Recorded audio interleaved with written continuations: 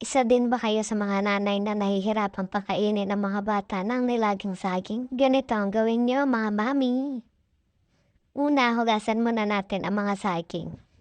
Tinatanggalan ko nga pala ito ng tangkay para mas mabilis maluto.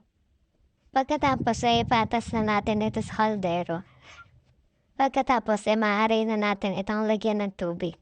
Maaari na natin itong asal lang. Hintayin lang natin itong kumulo.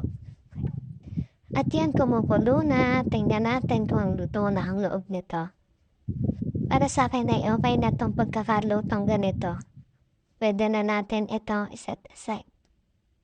Pagkatapos ay magsalang naman tayo ng kawali.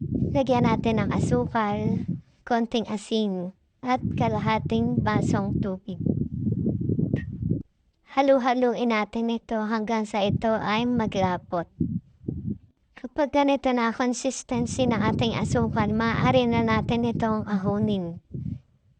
At ito guys, ready na ang ating nilabong saging at saka itong ating syrup. Maaari mo itong ibuhos sa saging or i-dip na lang natin ang saging sa syrup. Sigurado kung kakainin to ng mga anak nyo. Tayo na po kumain, mas masarap po itong katerno sa kape.